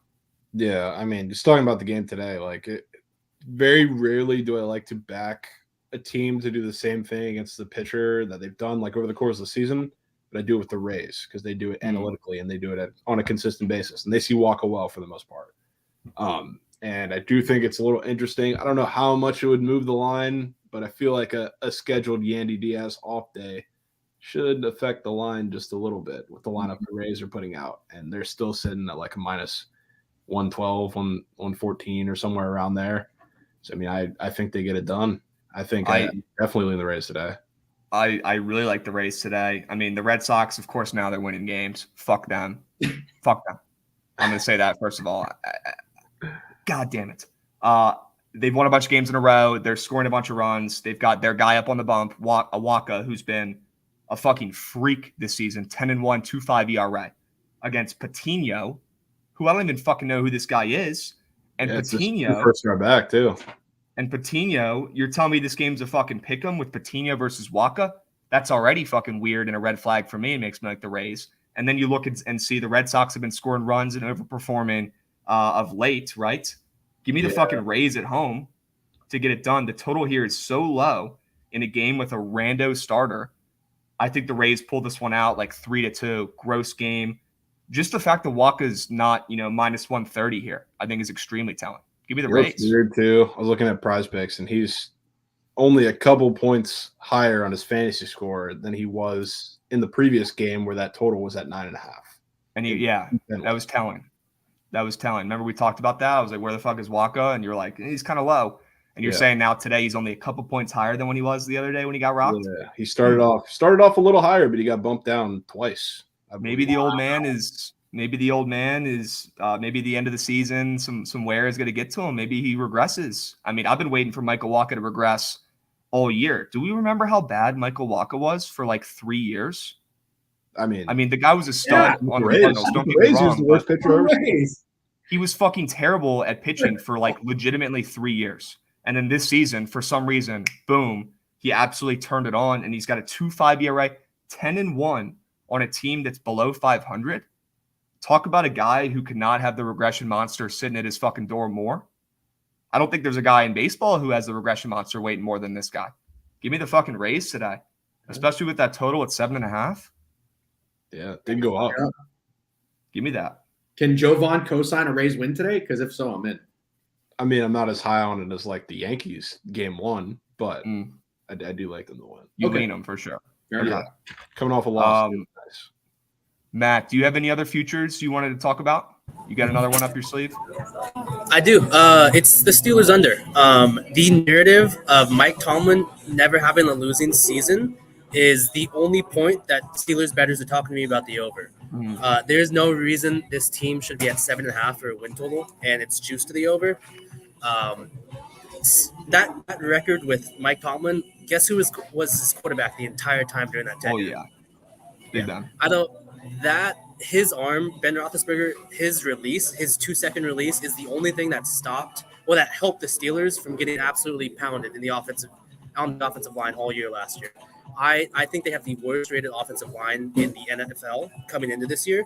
And do I trust Mitch Trubisky behind that? But after what we saw in Chicago behind a terrible offensive line, absolutely not. And if not that, do I trust Kenny Pickett, who hasn't taken one NFL snap in his career? Absolutely not. I love their defense, but I think them setting the line at 7.5 when that narrative of Tomlin never having a losing season is baiting a lot of people into betting that over.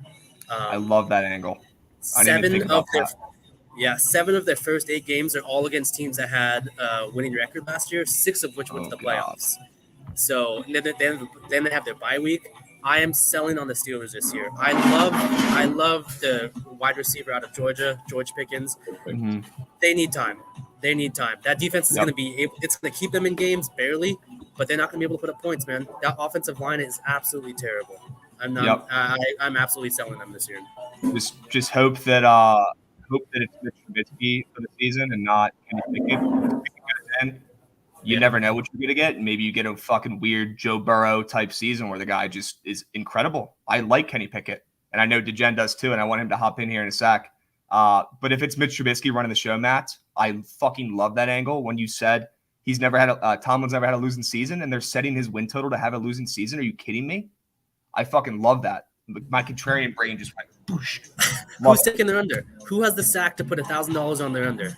Krabs fucking Bets does. I think this motherfucker does too. 100%. DeGen, what are you thinking, bro? I know you like Kenny Pickett, but what are you thinking? Well, I don't necessarily like Kenny Pickett. I just like the number that I see with Kenny Pickett. Yep. When I was scrolling on FanDuel, I think this was maybe a month and a half ago, but I think he was at one point like 5-1 to win Offensive Rookie of the Year. I thought it was a typo. I'm like, this guy's not even a week 1 named starter. It's not your typical first quarterback drafted. 5-1 was kind of crazy to me.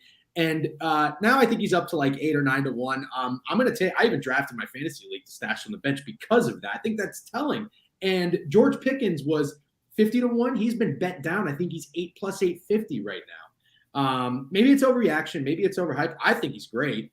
So there's something there. I'm not saying they're going to go over their win total, but there's a way to play the Steelers this year, and I'm going to take Kenny Pickett to win Rookie of the Year.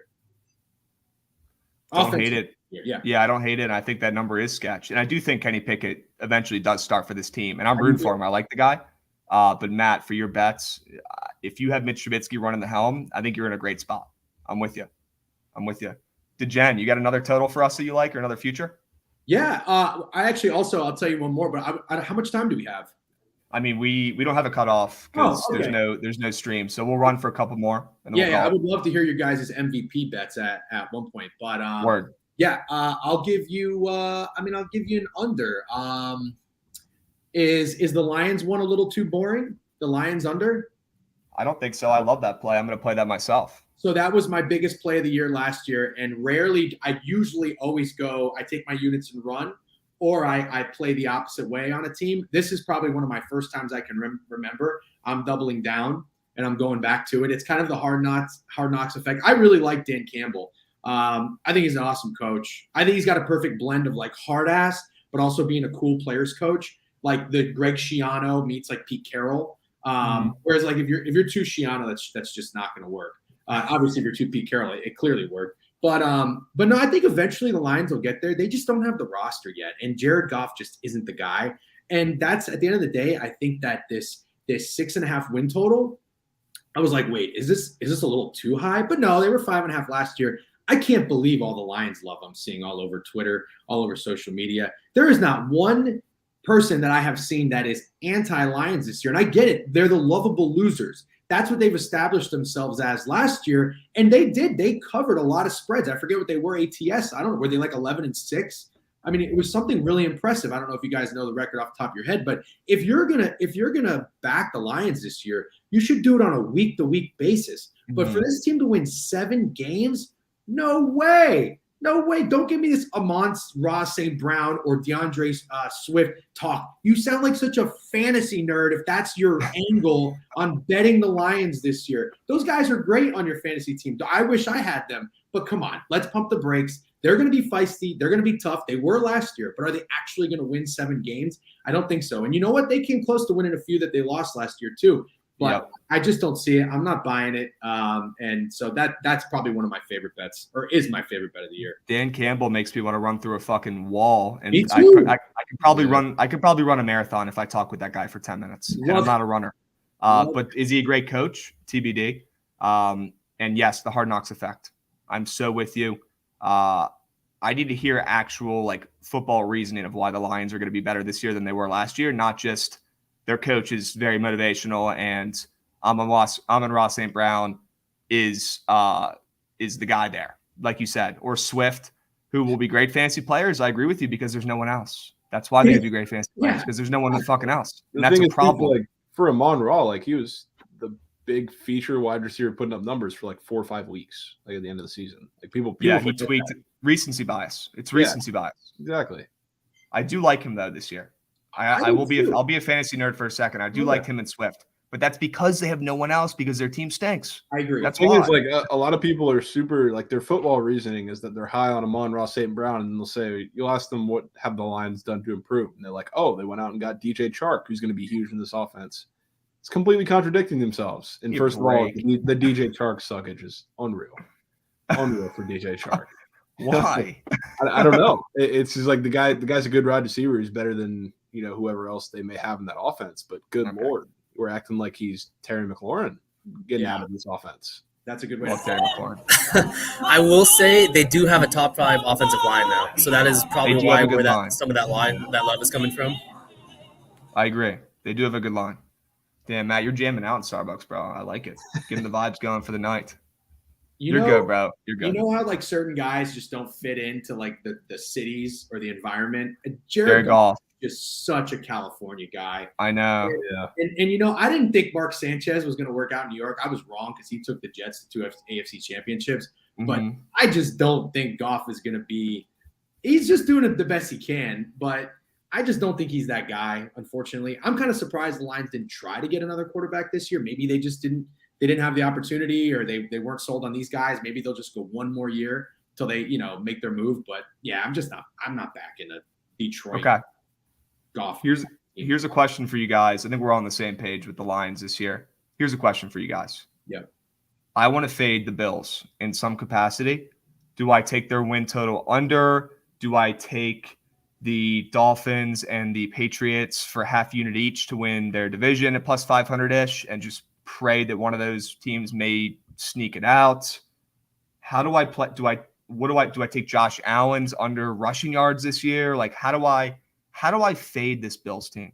Because I know there's profit in it, and I want your big brains to tell me the best angle at it. Who wants to start? I have an angle. Go ahead. You start. Yeah, go ahead. I am going to play the Bills under 11.5 wins. I think that's probably the best way to do it. Here's something that I like. Well, I think losing Brian Daboll is kind of a big deal. I think he's a really good offensive coordinator. I think him and Josh Allen really developed a pretty good relationship and trust for one another. But something to pay attention to. The Bills last year, they had the easiest schedule in the NFL. They played 4 teams with a top 20 defense, and this year their schedule gets much more difficult. In the first 8 games of the season, they only play 1 team with less than an 8.5 win total, and it's the Steelers. So it's not like it's really a cupcake, you know what I mean? Mm-hmm. So I think right off the bat, I mean, we got to keep in mind the Bills, they had some blunders last year, you know. They were beatable. They lose to the Jags. They got killed. Look at this stat. Yeah. There you go. And you know what scared me? Again, I'm a guy that reads the odds more so than the actual team. Is Vegas really did value the Bills last year because the Bills, after these losses, even if you're getting embarrassed by the Colts, their odds didn't shift dramatically. So they weren't giving you the Bills at a cheap price. And rightfully so, because look what happened. I mean, let's be honest. If they should have beat the Chiefs. And if they beat the Chiefs, they're probably beating the Bengals in Buffalo. And I think they probably could have won the Super Bowl last year if they don't let the Chiefs pull off one of the most insane comebacks ever. So maybe that really was their time. But I think 11.5 is it's a high number. They're getting a lot of respect. I don't know, Krabs, that I would do the Dolphins or the Patriots. I get the idea behind it. One of those teams is going to go over their win total, and one of them isn't. I don't know which one it is, but I would just take the under on the Bills. I think 11-6 is where they'll be at best. Jovan had a great point when we talked about futures a little bit a week or two ago. He said, nobody's talking about the fucking Chiefs. Why is nobody talking about the Chiefs this year? And when he said that, I was like, damn, I haven't heard any Chiefs talk. Are we bored of them? Is it like some fucking are we getting some like voter fatigue type shit with the Chiefs where we're tired of watching them be great? I think the Chiefs are going to be elite again this season. I mean, that's not a hot take at all. Jovan, no Chiefs talk at all. No. I'd rather take a flyer on them to win the Super Bowl than the Bills when we're acting like they've already had the Lombardi Trophy in the mail sent to them.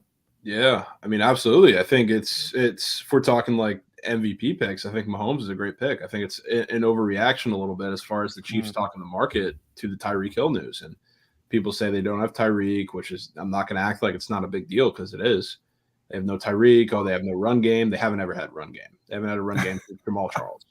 So they can perfectly function without it. And a lot of their success has been due to their coaching staff. Like, again, not going to try and act like Tyreek Hill not being a part of that offense isn't a big deal, but they have the coaching staff that's able to scheme around that. And Patrick Mahomes is able to perform without that. They have guys that are very, very capable on both sides of the ball of doing what they need to do for them to be a really good team. And their schedule is very tough, absolutely, as it should be. But I still think they're getting very, very slept on in terms of the market. And I think we're talking like the top teams in the AFC. They will be right there with everybody else. The Bills, if we're talking that too, I think their win total under scares me a little bit just because of their schedule going up to the middle and later part of the season, which is obviously an advantage the Chiefs don't really have. But I still think the Chiefs are not getting nearly as much respect as they should be. Okay, let's talk some MVP talk, and then we'll shut it down. Josh Allen is the favorite. I'm seeing plus 600. And then we got Mahomes plus 750. Like we just said, I mean, give me Mahomes plus 750 over Josh Allen. Everyone's on Josh Allen. And then we got guys like Tom Brady, Rodgers, and Herbert. And I love Herbert this year. Don't hate a flyer on him there at plus 900. The guy that I like Lamar Jackson at plus 2,000. I just love the Ravens this season. I do. Lamar Jackson contract year. He looks relaxed. He's making jokes about his contract on Twitter. And I hate when people are like, oh, he's not locked in. Lamar Jackson is one of the most amazing football players I've ever watched in my entire life. He's so fast and untackleable. I don't give a fuck if he's tweeting too much, or I don't give a fuck if he's wearing a ridiculous chain on the sidelines. That dude has Harbaugh as his coach, and he has weapons with Bateman, and he has his fucking legs, and he's literally the most elusive player I've ever seen in my entire life, and you can get him at plus 2,000 to win the MVP. I love the flyer here with them there.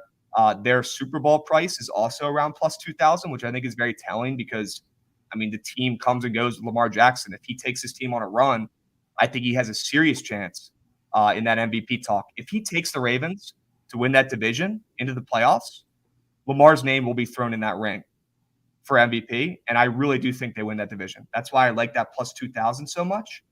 Taking that over a plus 600 Josh Allen that everyone else is on, there's no value on that anymore. Give me Lamar. And if you're taking futures like this, you should be looking for value, and you shouldn't be locking in anything less than plus 1,000 anyways, in my opinion. You guys like Lamar this year? Love him. Yeah. Okay. Funny, but we could say a plus 600 is not value, huh? At this point. I know. Well, for MVP stuff, it's not, which is ridiculous. You're right. There's no way I'm laying a favorite for an MVP pick. There's no chance. But I'm in love with Lamar this season. I think he has an insanely good year. What do you think? Quick thoughts on my end on Lamar Jackson. Oh, sorry, DJ. No, you go, Matt. Go ahead. I'm lagging a little bit here. Sorry. But I'm taking a unique thing with Lamar Jackson. I took his pass yards over for the season solely because he doesn't have a contract. The way I see him playing this year out is kind of how Kyler Murray played that playoff game. He's not going to risk his lower body. He's not going to be taking those big hits anymore. He's playing this year for $250 million. I think he's heard that. He's heard all the talk about how he can't throw the ball, how without Hollywood, he's going to have a terrible offense and all that shit. I think he throws the ball a lot this year. I don't necessarily think he runs a lot this year because he's not going to put the rest of his career in jeopardy. I think he looks great. I'm big on Rashad Bateman and Isaiah Likely. I think that's his last name. Yeah, that kid's the a stud. tight end. Yeah, he's him, Mark Andrews, big boys that can catch the ball with good hands. I think Lamar Jackson has an absolute show out this year passing the ball. I don't necessarily love him running the ball though, but I do like him as an obviously MVP pick. That's just the way I'm taking it. I haven't heard a single fucking person talk about his pass yards this year because they lost Hollywood. Hollywood drops more passes than he fucking catches. Give me a goddamn break. I mean, come on. He does. He does. He's guy's a joke. Guy's a fucking joke. But dude, that's the contrarian angle. That is. Yeah. The over passing yards, and he's put on 20 pounds. He's not going to try to get hurt and risk getting hurt. He's probably not going to run as much. And the thing everyone talks about with him and why have the Ravens not paid him yet? The non-knowledgeable response is, oh, he can't throw the ball. So what has he been working on all offseason? He's put on some weight. I'm sure he's been practicing a fucking throwing. He already knows how to goddamn run. He's only going to get better throwing the ball from the pockets as the year and time goes on. We already know he can fucking run the ball. He's been grinding. He's trying to get fucking paid. He's trying to get the bag. How is he going to get the bag? He's going to prove everyone wrong that he can pass and he can throw the ball. Matt, I love that take. Insane. Has that line moved at all? Have we seen any movement on his passing yards line? I'm very curious. Hasn't moved at all because no one's betting it. No, it's a prop that no one's looking at it, and that's why I'm loving it. No one's even talking about it. It's being overlooked. You guys know I'm finding the weirdest shit in the MLB that no one's taking, and there's no movement on it because no one's fucking looking at it. And this is how I'm seeing Lamar Jackson's passing yards over. Yep, I'm taking that. Plain and simple. Matt, you have an MVP ticket you like. You have an MVP flyer you're going to be taking this year? I don't, but I actually want to revert back just for my time for the MVP window. The way I'm fading the Bills is I'm actually taking the Dolphins at plus 450 to win the division. Their first, they have a bye week in week 8, which I don't like. I know Jovan mentioned their latter part of the schedule is pretty easy, which I absolutely agree with. The first part of the schedule is very tough. They play 4 road games at Miami, at Baltimore, at Kansas City, and at somewhere else. At LA Thursday night. Sorry, they can easily lose those 4 games. They can easily go in the bye week at 3-3 at best or worst, however you want to look at it. And if they're even and the Dolphins are 6-3 going into the bye week, which I can easily see, those odds are going to significantly drop in favor of the Dolphins and not in favor of the Bills. So that would be a good place to kind of hedge your bets for futures, which I always want to do. The Dolphins has 450 to win the division, and once the Bills have a shaky start, in my opinion, and then win 10 games in a row at the end of the year, it's a nice way to hedge your bet. That's how I'm betting the Bills at the start of the year. Love it. Absolutely love it. Jovan, you have an MVP flyer, and then we'll get it to Jed, and then we'll close it down. You got anyone you like? Yeah, so I mean, I'm with you, and the flyer that I would take is with Lamar Jackson because I think it's probably the clearest narrative spot as well. That correlates with the performance, and obviously we know MVP voting not just in the NFL but across all sports, especially when there's voter fatigue and involved in it. It's going to be narrative based, and I think Lamar Jackson is a great spot to control that narrative performance wise, especially being that the narrative is right now that he has no weapons. He has Hollywood Brown gone.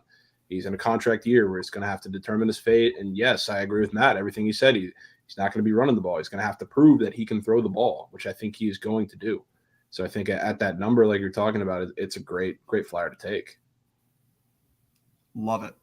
Absolutely love it. Yeah, I second all that. I'm heavy on the Ravens, and I was also a big learning lesson for me was last year. I loved the Ravens last year, and that's why I don't bet, even if you're getting the worst of the number, I don't bet team futures early because of all their injuries last year. Yep. I was on them Super Bowl. I was on them over win total, and I thought I had a chance too. I mean, they were 8-3, first place in the AFC in December with all their injuries. So now they're healthy. I think Lamar added like 18, 20 pounds of muscle. He did. I like Matt's angle a lot. I think he will still be able to run. But yeah, he'll probably be looking to pass a little bit more. But just in general, I got burned so bad when Lamar Jackson won his MVP. I don't know if you guys remember that, but I had Russell Wilson heavy that year, and Lamar Jackson came out of nowhere. I think he was like 80-1, and he won it unanimously. And I thought I had a great Russell Wilson ticket for like 10 weeks, and I don't even think the guy got a fucking vote. So Lamar Jackson I've been all over him since. I'm going back to him again this year. But my favorite MVP play, and maybe I'm drinking the Kool-Aid, maybe it's pretty chalk, but I am in love with Justin Herbert. I think Brandon Staley is still a pretty good coach. I know he's getting shit on for going forward and 4th and 3 in the first quarter from his own 30-yard line. I don't know if it's the right or wrong thing to do, but he had so many plays that didn't work out for him last year. I think it's going to shift a little bit in his favor this year. I think they made a lot of good acquisitions and signings, and just in general, I'm starting to think that it makes me realize how bad of a coach Mario Cristobal must be, because people weren't even sure if this guy should have been a top 10 draft pick. And I mean, I think he's just got it. I think he's just the guy. And I think this might be the chance to get him at his best number that we can moving forward. So I'm going to take a stab at him. I will take Lamar Jackson. My flyer will be Trey Lance, and I'll stop slurping the Niners. I promise. And I'm going to take Justin Jefferson for my offensive player of the year. I love the Vikings, and I think I was a year early on the Vikings because I hated Mike Zimmer, but another team I was high on last year. I'm going to bend but not break. I'm going to go back to him this year. Love Kevin O'Connell, bringing that Rams style to him. And I saw an interview with Justin Jefferson and talking about how he wants him to be used basically like Cooper Kupp was used. Yep. And I'm sure it's not going to be that easy. And another guy to keep an eye on is maybe Adam Thielen. That guy's just a touchdown machine. So if you want to maybe try to take a stab at him, like most touchdown receptions, I think he's like 40 or 50-1. But I see some guy keeps saying in the chat that Kirk Cousins for MVP. This sounds so stupid, but Kirk Cousins is not vaccinated, and I just think that the NFL is going to do whatever they can to make sure he's not the poster boy of the MVP. I'm dead serious because I like Kirk Cousins. I do. Yeah. Not as a guy, not as a person. He's a goofball. He's a goofball. He's such a weirdo, but at the end of the day, the guy actually is okay at passing. He's good.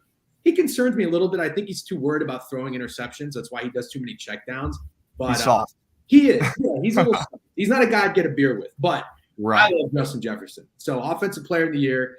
And I'm all over Herbert this year. And I love that you mentioned about sleeping on the Chiefs. One of my favorite bets is the Chiefs. Even though I'm high on the Chargers, I'm taking the Chiefs to win that division. I think you can get plus 155. I love that nobody's talking about Patrick Mahomes and Andy Reid. This is good. I found a lot of bets that I can place and get units absolutely deployed from this show today. Huge W. Huge W. Justin Jefferson's. I have one defensive player of the year, if you don't mind, Krabs, real quick. Please. Let's Speaking go. of a top 5 roster in the NFL and the Chargers, Joey Bosa 25-1. He's had no help on the defensive line for years. Now they have fucking Khalil Mack. Let's not forget how dominant Khalil Mack can be, and don't worry about how the Bears and the Raiders ruined him. I think in this opportunity where especially we all think that Justin Herbert and the offense is going to do very well, which I completely agree with, a lot of teams, they're going to be ahead, and it's going to provide a lot of opportunity for pass rushing. Joey Bosa is an absolute monster. He's had injury concerns here in his career, obviously, but that defense behind him, those corners, which are above graded, those safeties with Derwin James is an absolute monster. Joey Bosa with Khalil Mack on the opposing him, he's not going to be able to get double teamed like he has in his entire career. I think he's a great look at 25-1, in my opinion. I don't think, besides Matt absolutely stuffing my Bengals win total under in a locker, I don't think there's a single thing I heard today that I disagree with. I agree. We are all in a great position. Chad, if you guys haven't learned a single thing today from this stream, grow the fuck up, because we just absolutely spoon-fed futures left and right with some incredible angles. I mean, that Lamar over passing yards is so crazy that it just might work. I'm in love with it. I'm about to lock it in literally as we speak. I'm fucking stoked. I'm absolutely stoked. I'm just stoked that NFL is back. We're here. I'm so excited. We've got a game on Thursday. Let's go around the horn real quick. Are there any early leans in this game for Thursday? And then we'll close it down. I want to take the under. I love the under. First game of the season. Not, I want to fade the offenses. It's the Krabs play. I'm giving that under a serious look. It's moved up 0.5 point, which I don't love. I'm not in any rush to bet it. I'm going to let it sit and watch it. But I think I want to take the under when everyone's going to be taking the over the first game back of the season for fun. I'm not here for fun. I'm here to win. Jovan, what do you like? We'll go around the horn. Oh, man. Any early looks? It's a tough one. I don't have anything crazy, but I do definitely shockingly lean the Rams side here. Wow. Really, I'm in the same boat as you, as I like to fade the Super Bowl champions coming off of, coming to this big game. But I don't know if I've seen any Super Bowl champion be bet against more than this game right here. Yep. So couldn't agree more. It's kind of let's hand the Bills the Super Bowl trophy already. Let's hand it to them. Ridiculous. Yeah, it's two systems for me. It's fade. It's tough because it's like fade the Super Bowl team, but it's also fade the team that's getting slurped like no other, and that we've already given out we've already sized their finger for the rings. Like that's what we're acting like with the Bills here. So it's tough, but I mean, give me the fucking Rams. I'm with you. Matt, what do you like, bro? Oh, sorry. You're good. As someone who's developed a pretty serious gambling habit and a pretty big addiction to NFL betting, I convinced myself I will not be betting this game. There is no angle that I even want to bother looking at. As much as I fucking want to as a sports bettor and as an NFL addict, I can't. No matter what side loses, you're going to have people complaining and bitching about bad beats and those calls and these calls. I want to fucking play it. I didn't play the game last night, but you guys, I rode FSU with my boys. Shout out the 2 blocked fucking field goals, or blocked extra point and blocked field goal. But I cannot convince myself to play this game. I can't find an edge. I don't care to find an edge. 50% of the money's on this, 50% of the money's on that. I don't give a fuck. I'm gonna bet MLB and just be by myself on MLB betting with Ollie all day. Whatever. Fuck the NFL. Sure. Hey, guys, take a page out of Matt's book. If you don't like anything, don't force. You don't have to bet everything. Just because it's opening night doesn't mean you have to go out and lose a bunch of money because you don't have a fucking value play. You know what I mean? If you don't see something you like, you don't have to fucking bet it. There's plenty of games. The season hasn't even started yet. Okay. With that being said, DeGen, I know you got some shit in this game. What do you like? Yeah. So it's funny. I like to usually always fade the championship team, especially if they're playing at home, getting their rings. The other team's probably a little just maybe, I don't know, not more motivated, but they got a little bit more something to prove, especially a decent team. But I don't feel like it's the Rams being celebrated here. I feel like everybody's like, all right, I can't wait to see the Bills start their, Super Bowl season. I haven't seen an odds boost on the NFL season that doesn't include Buffalo. So I can't fade the Rams here. If anything, I agree with Jovan. I would play the Rams, but I also agree with Matt. I'm not forcing myself to take a side in here. Like the contrarian play would be the under because everybody's starving for football. They're starving for points. I got a player who I am in love with, who maybe has been my most profitable player prop guy, and that's Cam Akers. And wow. I don't know. I don't even care to look at like the Bills defense or any like stats or anything. I'm just gonna blindly bet my boy Cam Akers. I don't even know why I'm saying my boy. He went to FSU. I'm not even an FSU fan. Is it over fumbles? If that's the play, I'll tail. Yeah, you're right. And, against the Bucks, he didn't hit his rushing yard prop because he fumbled before that. Oh, Yeah. That was brutal. I like Cam Akers. I like it. So he's got a whole off season to get healthy. But yeah, his fumbles are bad. But I'm just going to take Cam Akers in this play. But no, I don't really like it. But I know, Krabs, you got to be on the Browns, right? 100%. The Browns. That's probably my favorite. 100%. Everyone's like, oh, Baker Mayfield revenge game. Baker Mayfield came out and said, I'm going to fuck them up. What do you think Myles Garrett's saying to that defense? Good fucking luck, Baker Mayfield. Baker Mayfield's not good. Can we stop talking about how Baker Mayfield is going to have a crazy revenge tour here? I don't like Baker Mayfield's. I like Baker Mayfield as a guy. I think he's an absolute alpha fucking dog. I love his energy for sure. I love his fuck you energy. I like to replicate it at times. But I don't love his play on the field. Yep. And I think the Browns defense is going to give him serious issues. Could not agree more. I also love Seattle at home on Monday nights in Seattle. It's going to be loud as fuck. That defense, they stink. That team, they stink. I don't give a shit. I'm taking the points when no one else will. It's going to be the same thing as LSU Florida State last night when everyone's on the better team. Everyone's on LSU. Give me Seattle. Give me Geno Smith. I don't give a shit. That team is going to be hungry to beat Russell Wilson after he left them alone. And I'll take a team of 22 guys angry and wanting to beat Russell Wilson out of revenge against one guy, Russell Wilson, trying to beat his old team against revenge. Give me the 22 guys against one. In one of DGen Spaces, somebody made a very good point about Pete Carroll. We know that guy will tuck tail and run like he did in USC. At 70 years old, do we really think he would come back for a season if they're going to lose 15 games? The guy's smart. He knows what he's doing. I think they're better than people think they are this year. I don't know if they get 6 wins technically, but I do. Geno Smith, he didn't play well last year, but he got the team inspired when they had no inspiration. So who knows what's happening with that team? But I would take 6 points. I'm not a huge Russell Wilson believer until he proves me wrong, until he loses me money in Denver, which is one of the more overhyped team in the offseason. Give me 6 points at home for the home underdog on the road. Come on. Grow up, Krabs. Grow up. Absolutely love it. What a show. If you guys didn't get a fucking angle at one of these futures listening to the show today, figure it out because we had plenty of them. I appreciate you guys coming on. Happy Labor Day. Also, I'm seeing Alan Lazard is uncertain for week 1. That's going to make things interesting for the Packers. That's something to keep our eyes on. But seriously, thank you for coming on. I know it's Labor Day. You guys got shit to do. My man Matt is sitting in a fucking Starbucks. He's got a DJ playing with some music in the background. That's heart. That's the kind of heart we're looking for, guys. Fucking love it. DeGen, I appreciate you coming on as always. Literally saying things that I'm thinking in my brain. You're inside of my brain. We're the same. So I appreciate you coming on. Jovan, as always, my man. Let's have a day. Let's hit some bets today. I'm probably going to lock in the Rays. I'll tell you that much. I love that spot for them. White Sox. White Sox. Oh. White Sox. I know you don't want to do it. I don't want to fucking do it. Yeah, DJ already fucking did it.